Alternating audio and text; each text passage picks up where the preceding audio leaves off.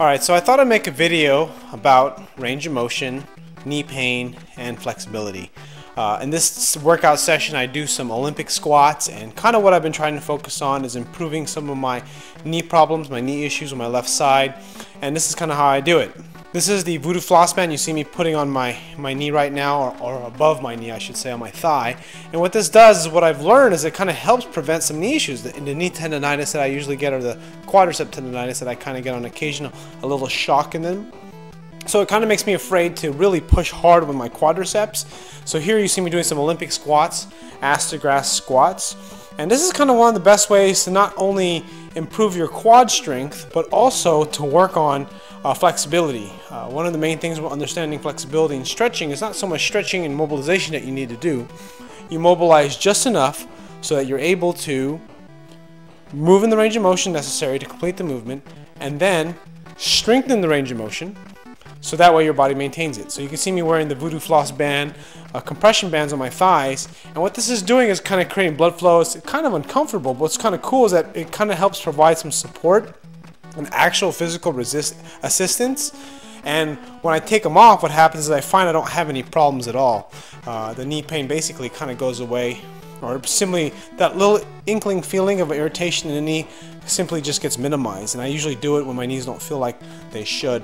I don't really like using knee wraps or knee sleeves or any type of support, because I kind of want my muscles to get strong without these supports, because then eventually you just end up feeling naked without them, and I want to be able to be strong without them. So kind of what I've been doing is just using them intermittently when I feel like I need them, and then what I do is I train raw, or no knee sleeves, no knee wraps, and just the belt. And in this workout, what I do is I focus on doing 4 sets of 10, I think maybe 5. I tried to do 5 sets of 10, but my quads got smoked. One of the great videos I saw with Omar Isuf, which I'll leave a link in the description. You should watch Omar Isuf and Jeremy Hamilton talking about why people kind of they pitch forward in a squat, they lose their form, is because they don't have strong enough quads to keep their body upright. So it kind of made me think back to some of the squats I used to do, which was much lower depth squats, a little bit more narrow stance, and this definitely smoked my quads. The other part I do like about this is because my shoulders are very tight, I find that if I keep it, the high bar position is just a little bit more comfortable on my back, and I don't go super heavy.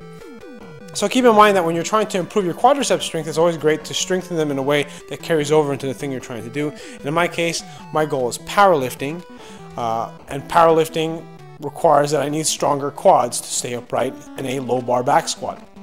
I was kind of doing a mid bar in that previous in the squats I do. Now here I'm doing some leg press, bringing on the old school workouts. And you know, someone asked me how do I get some big quads, or how my legs got how do I get them so big. And actually a part of it's really honestly genetics, but a big part too is before I got into squatting and deadlifting, I did a lot of heavy leg presses. You know, the bros, you just completely go partial reps. It's kind of silly, but I used to do it to failure, and it used to freaking pump my thighs, and I also used to run stairs. So there's something to be said about training volume in any muscle group. It's going to make it grow, it's going to make it develop. So I think that's definitely something that you should always consider when you're trying to build a strength base, because everyone's trying to get stronger, everyone's trying to get better at what they do, whether it be physical to look better, or to get stronger as in powerlifting, or just to be strong for yourself for whatever reason.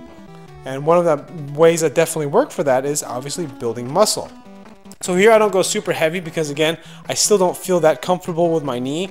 And anytime I get some issue of pain, I don't want to push myself. And this is the same thing with you. When you work out, you don't want to have any inkling of pain. You want to be able to progress week to week. And if you take your time, you don't make any risky moves, risky decisions as far as trying to push yourself to your limit where you feel like you're going to compromise a joint, you're not going to get hurt. So remember, keep that in mind. Focus on having a well-rounded program when it comes to working out, and make sure it works specifically for your sport. And one of the things that I'm definitely going to be doing in the future is I'm going to be working a lot more in accessory work, because I haven't been doing as much as I should, like doing leg presses and leg extensions. In this video I actually did leg extensions, or this workout I should say, I just didn't film it. And then also I did and then some other things like face pulls, rear delt work, and ab work. I mean, everyone knows that you should do this and you hear it, but do you actually do it? So this is me telling you, do your abs, do your rear delts, and freaking strengthen your lower back and your core. Anyways, thanks for watching, and I'll see you guys in the next video.